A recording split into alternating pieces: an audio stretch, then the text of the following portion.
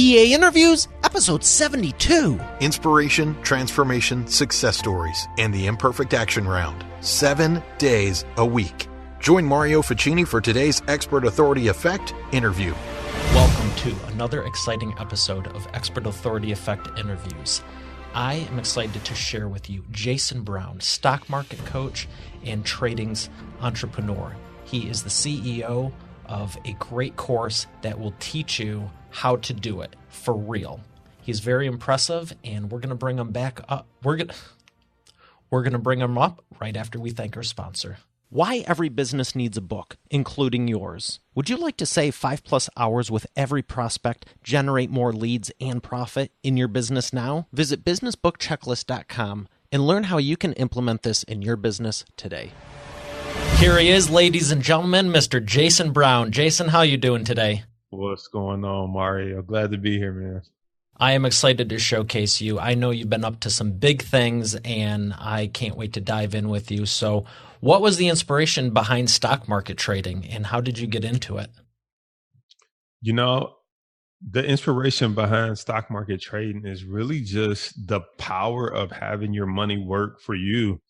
And so I always heard about people building wealth, you know, and typically when you think about people building wealth, you hear about two different industries, right? You hear about real estate and you hear about the stock market. And so for me, making money was just always fascinating to me. It's like, how do they make this work? That's where a lot of people create their wealth. And so that initially piqued my interest.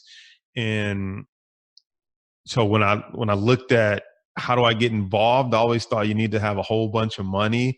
And so if you want, I could tell the story about how I got started. Absolutely. Go for it, please. So, you know, again, I was young and I was always intrigued by the fact that money can make money for you.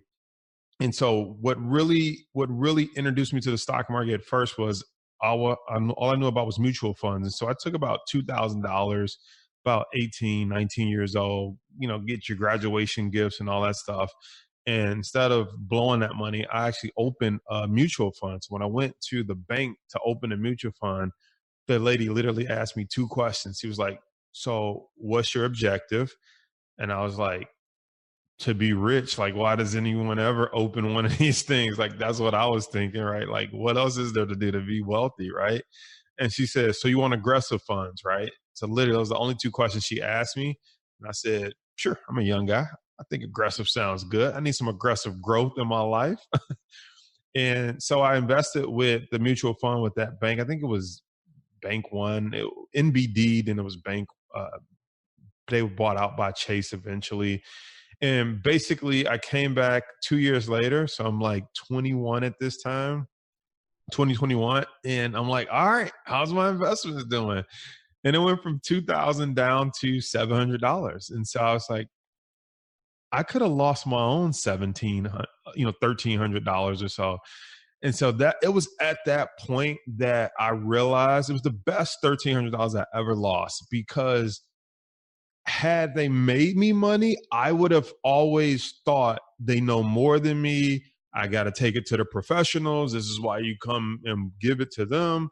But because they actually lost me money, that was really when I realized, oh, they're human just like me. They can lose money. And so I realized they didn't know much more than I knew. I mean, of course, they went to school for it, where they were licensed, but that didn't matter to me. You lost my money. I could have lost my own money. And so I took $700 out. I spent $200 to like make myself feel better. I probably bought some shoes or something, but I took that $500. And at the time I was working for Sprint PCS. And at the time our stock was $5 a share when I worked at Sprint. And so I made $8 an hour. It was just $64 on the Saturday of working for a full day. And after they took taxes out, I made about $50. And so Mario and everyone listen, I was just thinking, if I can make $50 from the stock market, I wouldn't have to work Saturdays. Young kid, I'm like, if I could not work Saturdays, this would be great and still make the same amount of money. And so I took the $500. I bought 100 shares of Sprint PCS stock at $5, right? Makes sense. I'm like, all I needed to do is move 50 cents. I wasn't greedy. I didn't need it to move $10 or go to the moon. I just need to move 50 cents. And when I bought at $5, it fell down to $4. And I was like, I knew this doesn't work. What was I thinking? I could do this on my own. And then the stock went back up to $5. So I'm like, yes, I'm about to break even. Now I just need to go to $5.50. I'll make $50. Simple enough. And so what happened was it fell back down to $4. And I'm like, is somebody playing tricks on me, right? You know, you feel like, okay, is somebody watching me? Like, okay, he's in, send it back down. And so it went down to 4. When it went back up to 5, I just had this epiphany, this vision. I was like, I'm going to get out at 5 because I believe it's going to fall back down to 4. I'll buy in at 4 and then I'll get out at 5 and I'll make $100. When I did that, it literally changed my life. So instead of making 50, I made 100. But here's the magical part. If you draw that out like on a piece of paper and it looks like this, if the stock's going from 4 to 5, 5 to 4, 4 to 5, 5 to 4, it looks like a snake pattern. But in the stock market, that's called a channeling stock. I didn't know that was a real pattern or a thing. And so then I started to realize, or at least ask myself, what other patterns out there exist that I don't know about? And so that's when I started studying the patterns. And I realized there's 3, most common patterns. But once you can learn these patterns, I'm thinking, why didn't they teach this in school? And so once I learned how to spot these patterns, I realized it's kind of like the weatherman is how I like to explain it, because some people may be listening or watching this and thinking, you know, is it that easy that you can read patterns and make money? And I like to explain it like the weatherman, okay? The weatherman looks at a radar and he looks at patterns, clouds. You know, he says, according to this, I believe there's a 70% chance it's going to rain. And that's how it is with the stock market, right? Can the weatherman be wrong? Could he say it's going to rain at 5 o'clock, but 5 o'clock comes, they're like, he doesn't know what he's talking about. It doesn't rain, right? Or it rains at 9 o'clock instead of 5 o'clock, right? Or it rains the next day instead of the day he said. But more often than not, when he looks at that pattern, he's going to be 70, 80% correct. And that's what I found with the stock market. It's not 100% accurate just by learning how to read these patterns, but more often than not, you're going to be right 60, 70, 80% of the time. These patterns will do what you believe they're going to do. And I was fascinated by that. And literally, I just dove head first into learning these patterns and putting my money to work in the stock market. That is fantastic. I started my first company when I was super young also, and I was going to make a joke when you were saying it, and you realized it was 5, it went to 4, then it went back up to 5. How many years of schooling did you need to figure that out? 0, right? It was just common sense. But that's the thing. A lot of I've noticed a lot of people, they're brilliant. They know what to do, but they're waiting for the external factor of going, here's the right way to do it, when intrinsically you know what to do and you can just move on it. And that's what you did. A lot of people, that's the cinch point. You know, it's 10 years later when they go, oh, I knew Netflix was going to be a thing. Well, that's all well and good, you know, now, but when you can spot those. Thinking about that 10 years ago, right? Yeah, and like you're saying that the channeling, right? The snake pattern, if you know it's going to keep doing this, then maybe set an alarm on your phone to go, hey, on Tuesday and Thursday, I'm going to sell it. And on Wednesday and Friday, I'm going to buy it. And, you know, 100 here, 100 here, 100 here. It's always fascinated me. I never dove into the stock market, but I did buy some mutual funds at 13 and 14. And same thing, by 16, I was like, cool, I made $43. This is really not a plan for wow, really? This is really not a plan for aggressive growth over the next 4, 5, 10 years. But everything has its place. One of my favorite authors, Robert Kiyosaki, talks about you want a plan to be comfortable and a plan to be rich, and they're two different things. Would you agree? Absolutely. I think, you know, on your way to becoming rich or wealthy, you have to stop at comfortable. You have to pass through comfortable anyway. So you might as well have a plan for comfortable. And comfortable allows you to take the calculated risk that allows you to get to rich and wealthy. I like that. So let's dive into your training and your course a little bit more. All right, let's go through every single module, every single aspect, and I want even some of the bonus footage. Just kidding. Tell me about who you help and how you're really helping them. All right. So let me share with you how I came to teach, if that's okay. Yeah.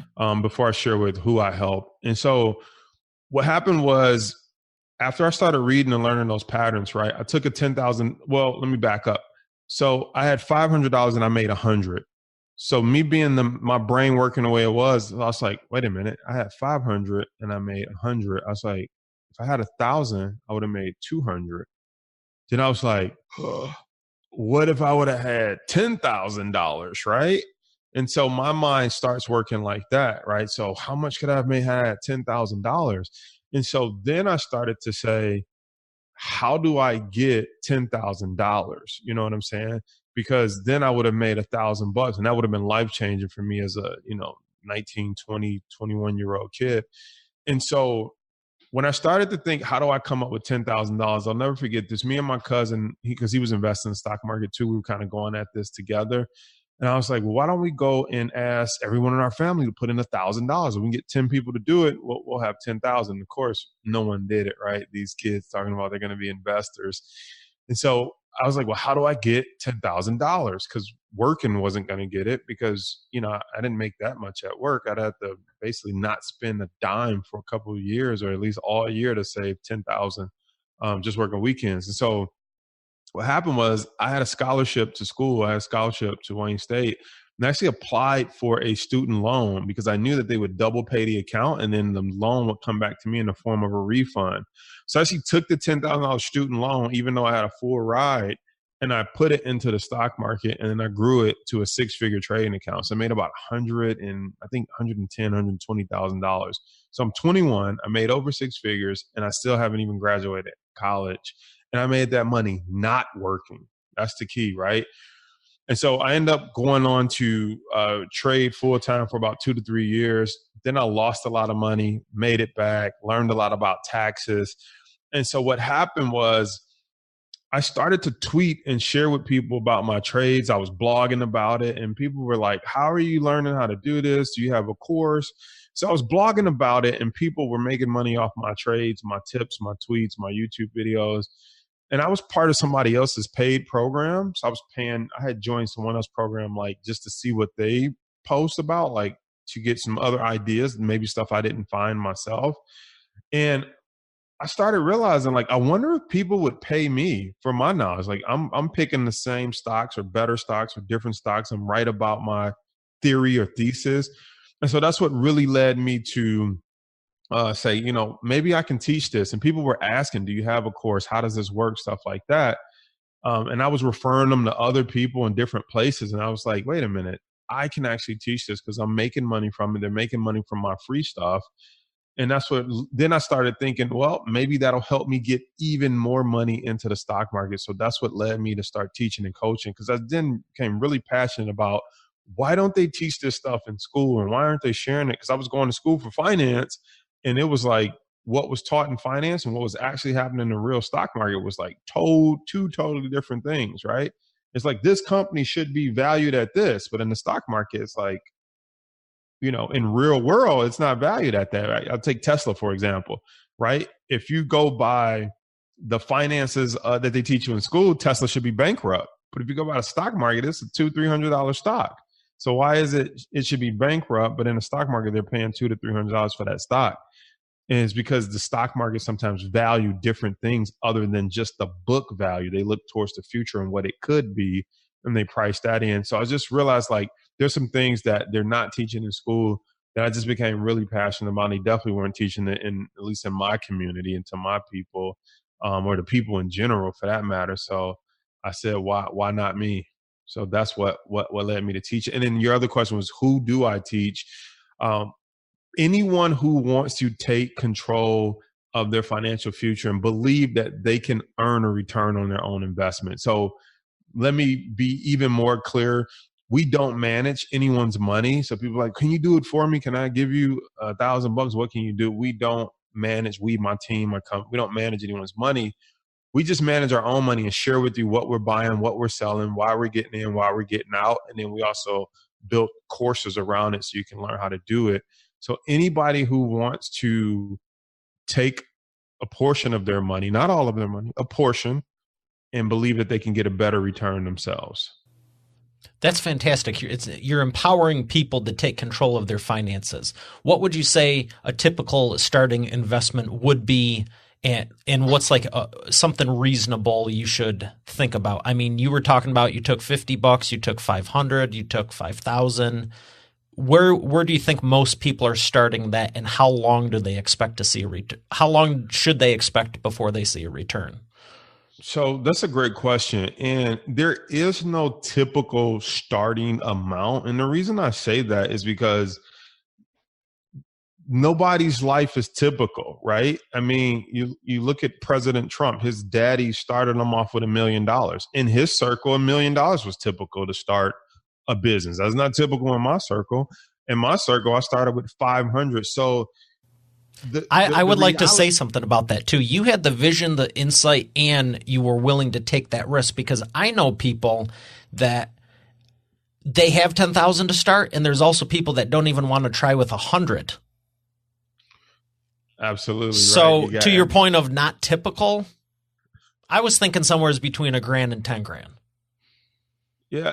And so what I like to say is it's less about a typical starting amount and it's more about realistic expectations. So my expectations with 500 was to make $50. That's a realistic, roughly expectation for what I was doing. What's unrealistic is when people come in here and be like, I got $500 and I want to quit my job in 6 months and be a full-time trader. It's like, that's possible, but that's an unrealistic amount to start with, not including the unrealistic amount of education you have to even make it happen. And so it's more about realistic and unrealistic expectations. So if you have $2,000, you may be able to make $500 to $1,000 a month. But if you have $2,000, you're like, I want to make six figures trading. It's probably going to be you're going to set yourself up for failure, right? Because basically you have to be right 100% of the times about 5 times in a row, right? So, I mean, you're not accounting for a Trump-China trade war. You're not accounting for interest rates. You're not accounting for any type of bubbles bursting, layoffs. You're not accounting for any other economic headwinds. And the market doesn't just work like that because you decided you want to make 6 figures from $2,000. Like, okay, I guess that's what we're going to do. It doesn't work like that. So you have to have a buffer and know that with $2,000, you might lose 200. So now you got 1,800. You might lose 300. Now you got 1,500. But then, boom, you make 1,000. So now you're at 2,500. And I think that's the part that people miss out on. They don't look at the net game, right? And so this is a net positive game, right? It's like most people try to be right on 100% of their trades. It'll never happen. The game is about when you're wrong, you're being wrong small. And when you're right big, and you're right more often, right? And so when it comes to being realistic, the thing you need to think about is what can I realistically afford to lose that won't, get the lights cut off, won't get my car repoed or anything like that. And so whatever that amount is for you, that's going to be different depending on what class you grew up in and what type of job you make and how much expendable income you have. But I think the most important part is to get started wherever you're at. And that's where most people go wrong. They don't get started until they have some money. And I always say a fool and his money is one big party, right? It's like you're not ready for opportunity when it meets you. And so you need to have the knowledge so that way when the money comes, you're ready. What most people do is it's like hitting the lottery, right? They hit the lottery, they got all this money and they got zero knowledge. And so now they get swindled out of their money. They make bad decisions. It's because you were waiting to get the knowledge. And so now that the money found you, right, it found the fool, right? And so you want to get the knowledge up front, no matter how much money you have. That way, when you get your tax returns, when you run into a lawsuit, whatever it is, when you finally, it's your 40th birthday or you're graduating from college and people give you money and you finally scrape up 2, 3, 4, 5,000, you are prepared for the opportunity to invest it and flip it versus now what do I do with it? Let's go see if I can find a course to take. It's like you're kind of late to the game. So it sounds to me like investing in the knowledge and learning how to properly do it is better than just focusing on the money and how much of a return you're going to get immediately. Exactly. And that's the tough part for most people because I'll give you an example when you just said that. Some people will say, let's just say I got a course that's $1,000. Let's just say one of my courses is $1,000. You will have some people say, I have $2,000, but if I buy your course, I only have $1,000 to invest. And I'm thinking, if you don't get the knowledge, that 2,000 is going to go to zero, right? So they're worried about if I actually get the knowledge, only have 1,000. It's more like if you get the knowledge, what can you grow that 1,000 to versus coming in with 2,000 and no knowledge, right? And so the knowledge is the key, because let me ask you this simple question, or let me ask the audience or anyone that's listening. When you think about it like this, there's a joke not a joke, but there was a story of a gentleman that was in a network marketing company. And you know how network marketing is like, oh, it's $500 a join, or if you're in Mary Kay, just buy your products to join. It's $200 and we give you the makeup and stuff like that. Well, people always say, I don't have 200, I don't have 500 to join, I don't have this money to start. And this gentleman said, I tell you what, he pulled out his car keys. He said, I got a Lamborghini outside, Lamborghini Gallardo, $180,000 sports car, nothing wrong with it. He said, I'm selling it today for $499, right? It was like the price that it took to get involved with the network marketing company. He said, all the people who said they didn't have the money to get involved, if I told you all you have to do is come up with $499 to get this Lamborghini, and you need to have it by, I don't know, say it's 3 o'clock. He's like, you need to have it by 6 o'clock. He's like, how many of you, raise your hand, would find a way to come up with that money? Everybody in the room, hands shot up, right? I would call my cousin. I would borrow off my credit cards. I would go to my parents and be like, you got to loan me the money. Because why? Because you know that if you can get this Lamborghini for $500, you know the value of it. You could go resell it. You could put it on cars.com. You could go register it for Uber and Lyft and go pick some people up, and you know you would make some money with that Lamborghini. So was it the fact that you had $500 that made you money, or was it the fact that you had knowledge of what that car is worth and what you can do with it that was going to generate you some money? And so it's the knowledge of what a Lamborghini is, what it costs, where you can sell it at, Craigslist, eBay. You already got all this knowledge. I could sell it online. I could go put a sign on it. I could go Uber and Lyft. You have this knowledge. And so my point is, I would argue that the knowledge is more important than the actual car. Because if I told you I had a Lamborghini, you're like, what is a car? Right? Opportunity just totally went over your head. Whether it's $500 or not, you don't even know what a car is. You're like, why does it have, what are those black things? They're tires. What's tires? Right? And that's how most people are with the stock. It's like, you want to buy some stock. Like, what's a stock? What's a share? What's a ticker symbol? Right? Like, they're just ill prepared for the opportunity when it finally meets them. So 100% it's the knowledge that if you get that, you'll find the money. You'll find a way to come up with the money, get in the game if you have knowledge how to flip it. I would have to agree. Every training I've ever invested in, I've always betted on myself. I knew once I got the knowledge, I'm going to tear it up. Even if I didn't know, to the point of how do I get the money to get into the course when I was starting out, I knew that all I had to do was get in, and I'm going to move to the head of the class. I'm going to kill it. And so I'm going to spin this a little bit. I took one position, you took the other. Let's spin it 360. The knowledge or the money is more important. We agree it's the knowledge. And for the record, I never agreed that the money was more important. I was with you. Whatever. I'm spinning it. Where do you think confidence plays a role? Because I have seen this time and time again when people are asking me, about live streaming productions or a book, they want to join the book publishing course. And same thing, like you were saying with the network marketing. There's people that go, I want to do this, but they hesitate. And some of them have the money. I'll see them a week later on a vacation or something. They're traveling wherever. So it's not about the money, but why do you think they hesitate? Where do you think confidence plays a role?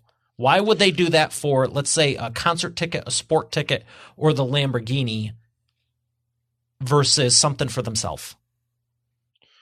So what I found throughout the years of being in business and risking money in the stock market, there's there's about 3 things that come into play, because I have a similar point of view to the question you're asking. Because I'll say, If I tell somebody, hey, come up with $2,000, $3,000 to get in the stock market, they can't do it. Let them go on a vacation. They all of a sudden come up with $2,000 to go to Mexico. Don't let somebody be getting married. They will go in debt, work extra hours. They will find out how to pay for this $20,000, $30,000 wedding that lasts for 6 hours, right? And they'll never see that money again. The flowers are going to die. The ice sculpture is going to melt. But they got pictures. They got pictures, right? Right. But my point is, and the point in this conversation is that people will come up with the money for things that are a guaranteed result. They know for sure the wedding's going to happen. They know for sure, food's going to get served for the most part, right? And so a big part of it is a mindset thing, because we're willing to come up with it for a quote unquote guaranteed result. But when you come to the stock market, you come to live streaming, you come to publishing a book, how do I know if anyone's going to read my book? How do I know if it's going to be a bestseller? How do I know what if I mess up on live stream? What if, so now all the what ifs come into play, right? What if I get in the stock market and I lose it all? And so this is, when I think about mindset, I like to tell people we're already living failure. And they say, well, Jason Brown, what do you mean we're already living failure? Well, think about it. You are living the current life that you're living without writing a book, without live streaming, without getting involved with the stock market. So would you agree that if you got involved in these things and it didn't work out, you would just do what you're doing right now? You're going to put on your shirt and tie, you're going to go to work tomorrow, and you're going to get a check in 2 weeks, right? And you're going to hope you get a 2% raise at the end of the year, right? I mean, life is going to be pretty much exactly the way it is right now for you, right? And so once you realize that we're already living failure, it's more exciting to try something new, because what we don't know is how drastically we can change the course if there's something new that we try works. But we know what'll happen if it fails. I'm just going to go to work on Monday, right? I'm going to punch the clock, or I'm going to go watch Game of Thrones, and we'll go out on the weekends just like everybody else. So once you change your mindset and reprogram what you think failure is, you start to realize, it ain't that bad. But the upside is much more exciting than the downside, because the downside is you're just going to go to work tomorrow. And so I think that's why most people hesitate. Now, you said, where does confidence come in? Confidence comes in only by practicing and getting the experience, right? So, a pilot doesn't just become confident that he can fly. They put him in a simulator, right? An Army person doesn't become confident he can go to war, but they put him on a battlefield. They make him shoot a gun. They make him train outside in the rain. They try to simulate some of the things that they're going to come up against. You still can't simulate everything. There's still going to be what's called an X factor, right? But they try to simulate as much as possible, so that way when it's showtime, when it's go time, when it's war time, when it's flight time, whatever it is, when it's live stream time, you've spoken in front of enough of your local chapter public speaking. You spoke in front of your wife with your kids sitting on the couch. You've already kind of experienced what it's like for someone to sit in the crowd and roll their eyes, right? Maybe you wrote a blog post and nobody liked it, or you had somebody online say, why are you writing? You've already experienced what it's like to have your first hater, your first critic. And so you realize it's not that bad. And so that's where your confidence comes in. Number one, by trying and getting the experience. And then number two, by changing your mindset and realizing you're already living failure, right? If you don't try, you're already failed. So you're living it, and you're probably doing okay right now, or you're failing and you hate where you're at. Think about the upside if you do try something different. Can't get any worse, really. I love what you're saying, because I've told people that for years. Once you learn how to take the accomplishments, celebrate the wins, and use the failure as motivation, you literally get fueled from both ends of it. A lot. Sometimes people have a fear of success and they don't know how to celebrate that. And it's interesting. They have no problem failing over and over and over again, but when they do get the win, they self-sabotage. Now, there's the other people who go for the win, and they're so used to winning, they can't take a failure. But when you can get both of those working for you, it's just like, keep going, baby. I'm on fire. It's the balanced life, right? You know that it's just part of the game. I heard this once on TV show Billions. It's like a stock market TV show or hedge fund show on Showtime, and they have like this psychiatrist. And one of the things she said when she talks to like the investors, because she knows it's about making sure their mind is right, and she says a good trader makes a good trade, right? Makes some money, makes $100,000. She's like, and that person feels good. That person's celebrating. That person's exciting. She said a great trader makes $100,000 and feels nothing because they know that winning and losing is just part of the game. And that just blew my mind, right? It's like the person who can make $100,000 and they're just like, we had a good year. That's the same guy that can lose $100,000 and be like, comes with the territory, right? I learned a lot from that loss, right? So that person that can stay a little bit more neutral, don't get too high on the highs, don't get too low on the lows. It's part of the game. That's good. That's good. I was actually just thinking, well, they need to celebrate a little bit more, but I'm also going, yeah, the failure does kind of suck, but the quicker you can recover from it, the better off you are. Right? But just knowing that every hit is not going to be a home run. You think about riding a bike, right? There's no way that a person just got on the bike for the first time and didn't fall off. I mean, it just didn't happen. There's no way a baby ever stood up to walk and didn't fall back down to its knees, right? But they're resilient. They pop back up real quick. They don't sit there for a week and go, what did I do wrong? Maybe so-and-so was right, maybe I shouldn't do this. I mean, could you imagine if a baby said, you know what? I tried that walking thing once. Fell down on my knees. I'm straight. Right? I was 21 years old, still crawling. I was just thinking, I was picturing, the baby actually doing that is having that kind of conversation with the, thousands of people they met in their life before they're walking. That would be interesting. I'm sure there's a movie on it. But let's talk about some more of your successes. How has podcasting helped you?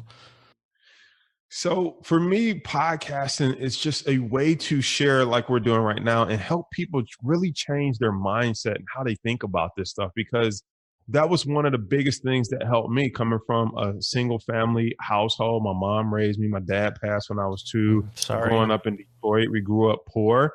And so I had to reprogram my mind that it was possible.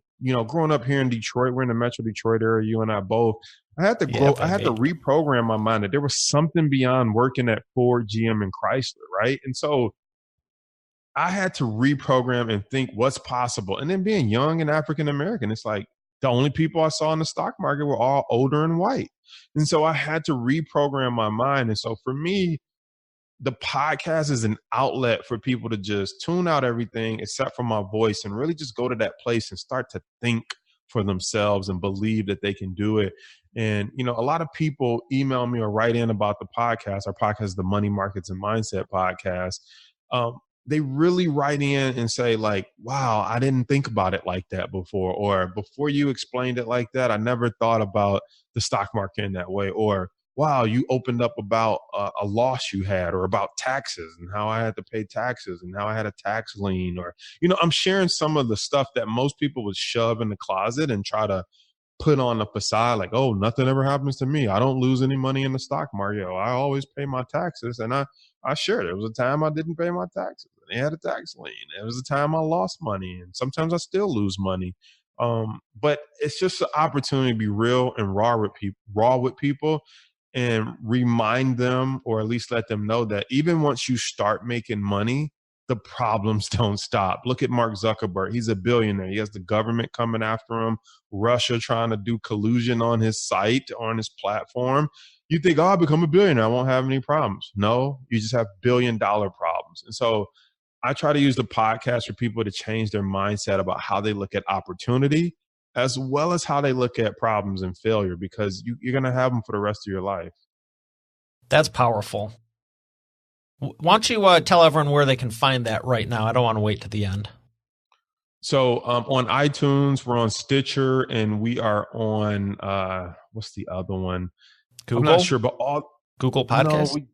No, Spotify. That's what it is, Spotify. So we're Spotify. We're on Stitcher, and we're on iTunes as the Money Markets and Mindset podcast.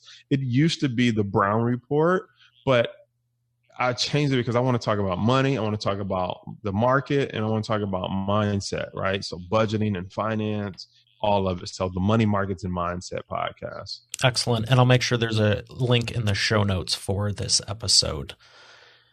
So let me ask you about the live streaming, and you mentioned early on about YouTube. How has that helped you?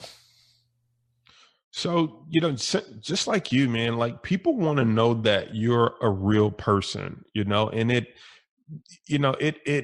it helps to just go live and talk to people. I don't try to hide behind a logo, right? I don't want them to see my face. Just put the logo on the screen, or only email me. Don't give them my phone number. So going live just allows us to reach our audience. It allows us to interact with them like in real time. And it just allows them to see that I'm just a real person trying to figure out life the best way I can for me and my family. And I'm sharing my discoveries, my journey with you along the way. And yes, I may be a little further than some people. But when you look at the big grand scheme of things, you look at the Warren Buffetts of the world, you look at the Mark Zuckerbergs, you look at the Mark Cubans, I might be further than you, but I'm way further from them than I am. I'm close. What I'm trying to say is you could achieve what I've achieved, even though you may think I'm further than you, way faster than we both could probably achieve the status that they're at. And so, I just like to let people know that we're real people, and, like you and I were broadcasting right from our home or your home studio. And that's what live allows us to do. It allows us to make mistakes, sneeze on camera, wipe our nose. We're real choke people. on water. Choke on water, right? We're real people, man. And, you look all spiffy right now, which you look good, brother. But like one of the reasons that I usually just come on in like some type of sweatshirt or just a t-shirt. Whoa. You got the branding down there on point. Look at that. Yeah. That's all I do is wear my own clothes now. But the reason I primarily only wear t-shirts and just come on in like a sweatsuit is because for me, when I was coming up, I thought the only way you can get involved with the stock market was to wear a suit and to go move to Wall Street in New York, because that's all I saw. And so you're talking about going live. I like to go live and just show you can be you. You can be in a t-shirt and still be trading hundreds of thousands of dollars in the stock market, investing and working from home. It's not this thing where I got to quit my job. I got to buy a fancy new suit and get a new car so I look like I'm making some money. And now we got to move to New York. It has nothing to do with that. If you got a computer screen and a trading account and high-speed internet, you can get into the game. And so I like to keep it simple so that people don't look and think, I can never be that. I'm not as sharp as that guy. I'm not as smart as that guy. I just like I want people to look at me and be like, what? This guy made 100,000, 200, 300. We had a video where we did 380,000 in profit in the stock market in 6 months last year.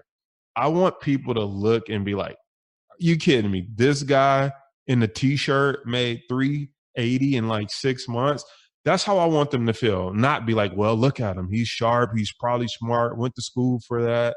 No, I'm just a regular guy, and it's possible for you. So I think live streaming allows us to just, show the real, like you show behind the scenes, like, oh, I hit the wrong button. Or I'm trying to get, I just messed up, or I'm choking on water, right? It shows people that this is real life and it's not always made up.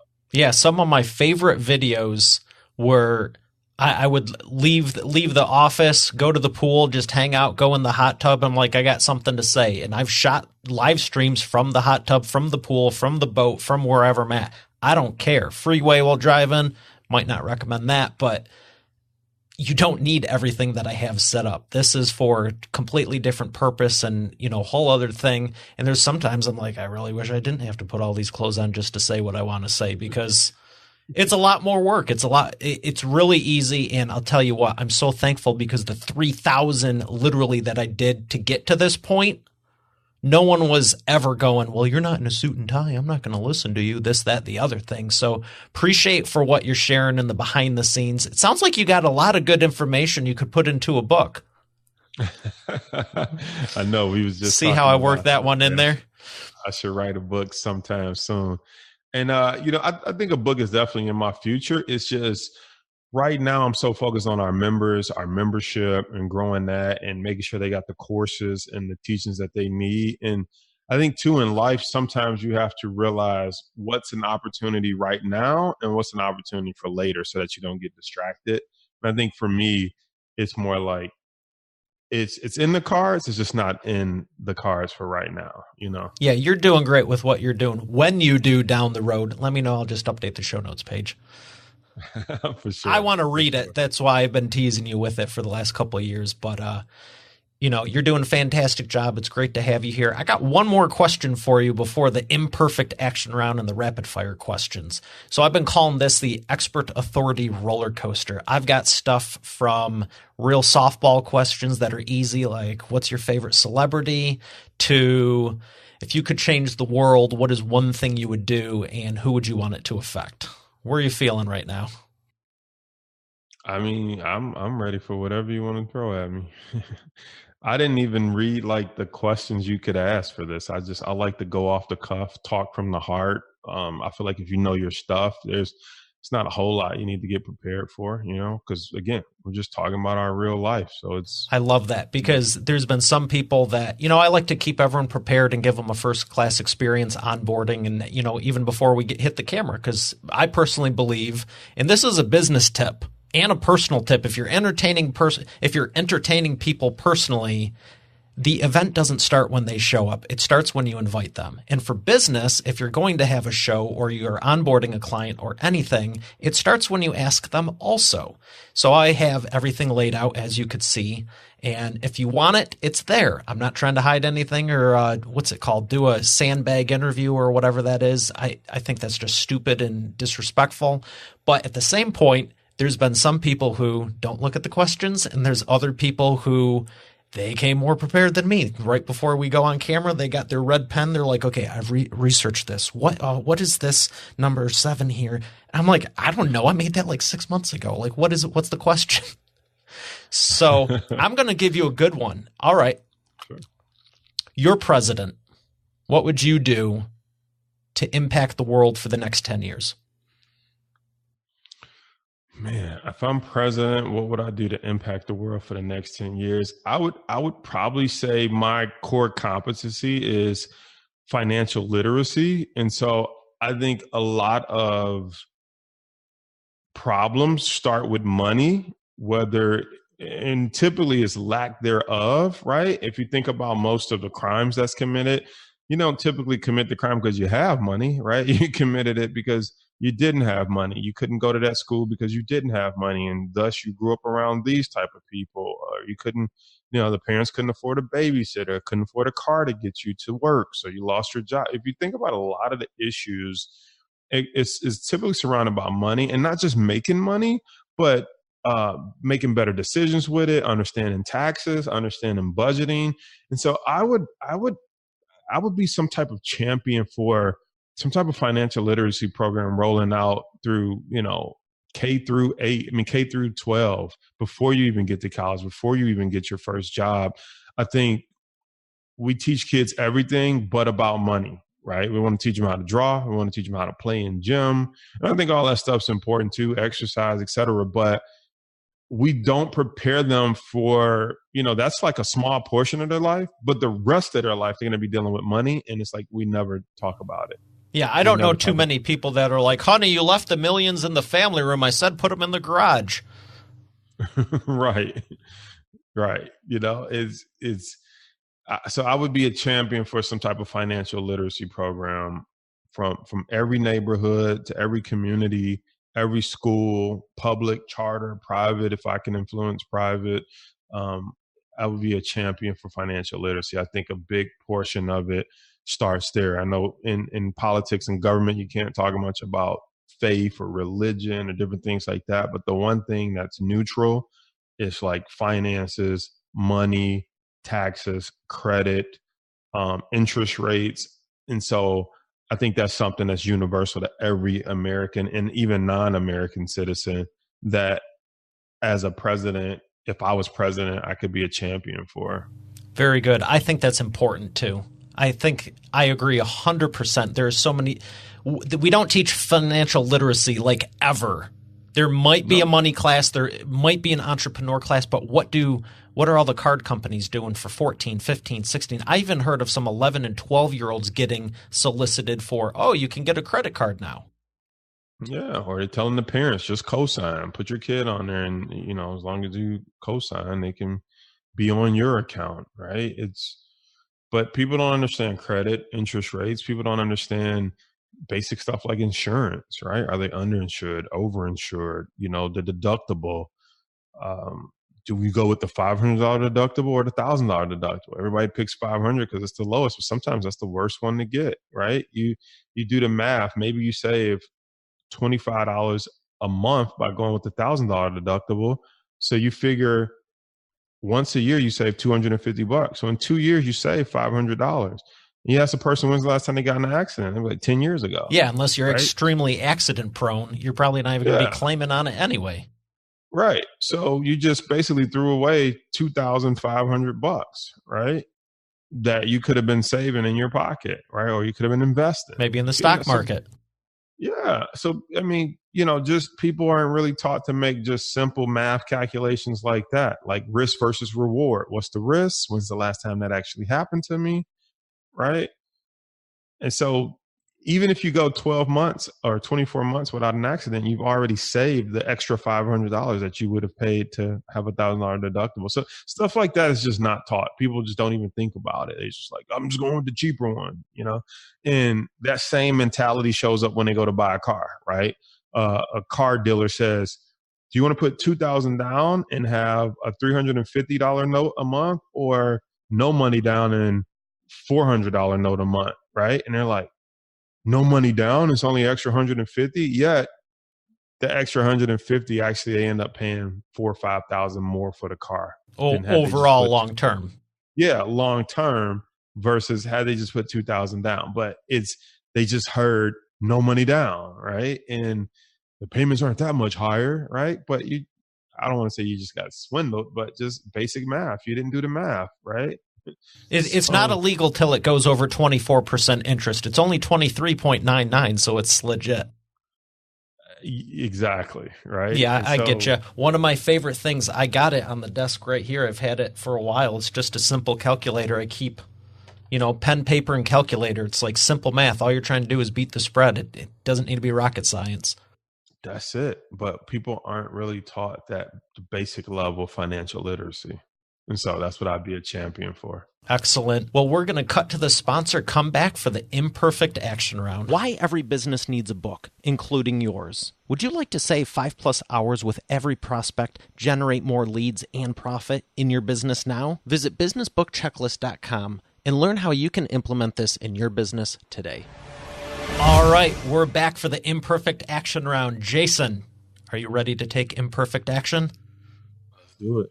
First question, what is the fastest path to the cash? Fastest path to the cash, I would say, is just a job, first of all. So you might be thinking like, well, this is the stock market guy telling me to get a job. And the answer is yes. That's one thing that you can for sure do in exchange hours for dollars, right? And then it's what you do after you get that money that can take you to wealth, whether that's getting involved with the stock market, whether that's starting your own business. So I think, one of the fastest things you could do is just work hard at your job and move up and increase your salary, increase your hourly rate, whatever that is. But at the same time, don't increase your expenses. And now you get you have some disposable income. And the reason I go that route first is because if you just jump straight into investing, it's like the fastest way to get money is to invest. Well, we don't control the stock market. I don't control if that money's going to mature in 30 days, 60 days, 90 days. Some trades that we do take 6 months, right? And so we don't have control over that. So while we're waiting for that to mature, you could be putting in hours on your job or somewhere else where you can get a guaranteed return. And then they say work full-time, part-time on your dream. While you're working full-time on your job, work part-time on your dream, right? And so let that money work for you part-time without you physically working for it in the stock market or real estate or some other passive vehicle. And then you continue doing what you're doing full-time until that part-time money eventually dwarfs your full-time money that you make on your job. Excellent. Second question. What is the biggest problem you see your prospects making, and what's the fastest way they can fix it? The biggest mistakes that I see my prospects or potential customers making is what we talked about earlier. Well, there's two, but you said the biggest. I would say the biggest is they still have that gambler's mentality. They'd rather gamble the $2,000 than to buy a $500 or $1,000 course. They'd rather take their chance putting it all on black, or in the stock market term, I'm just going to buy some Apple stock tomorrow because I heard a new iPhone's coming out, right? They'd rather gamble the $2,000 versus take $1,000 or $500 and get some knowledge. And so I think that's the biggest mistake that most people getting in the stock market make, is they come in with the gambler's mentality, and it's hard to break, right? They're brought up playing the lottery. They're brought up going to the casino, right? So everything up to this point has been luck or chance, right? Trying to get a big return for doing nothing and not even having to learn but how to do anything but pick some random numbers. And so just breaking that mentality is probably the hardest and biggest mistake I see most people come into the industry with. Excellent. 3, what is the best way to maximize customer lifetime value? I think the best way to maximize lifetime value of a customer is to make sure you're continuously giving value, and then you have a value added ladder for the different stages that your customer may go through, right? Because at some point, whatever you offered 6, 12, 24 months ago, once your customer masters that, they're like, well, what's next? So you always have to be growing yourself and kind of staying one step ahead. And then there's always something that they can learn from you, right? I mean, you don't switch mentors until you feel like you've learned everything you can from a guy or a girl. And so if your mentor, though, is constantly up leveling and getting better, it's like, oh, I'm sticking with this person because they're still doing stuff that I see myself doing in the future. They're still blazing new paths and knocking down new doors and turning around and teaching me. So you want to increase your lifetime value of a customer, make sure you are a lifetime learner. Love that. Knowledge really is power once it's put into action. Yeah, absolutely. And on that note, real quick, sometimes people, when they, like in our business, people be like, oh, you're going to teach a course, or you're going to show them what you're buying, and as soon as they take that course, they're going to leave you or they're going to quit. It's like that course is such a small piece of what I know and what I continue to learn, and how I take my money and I look into real estate, or I look into restaurants, I look into other opportunities that I can turn around and teach. It's like most people are like, I don't want to teach that because if they learn it and they're going to, become my competition or something. It's like you're putting a cap on how much you know, or more importantly, you're putting a cap on how much additional stuff you can learn. And you're just stopping at that one course, or you're protecting your content so tight. Like that's the only value you bring to the table, And so it's kind of a victim mentality, because there's no way they're going to trounce your 20 years of experience and thousands of stories in every single experience that puts context around every situation.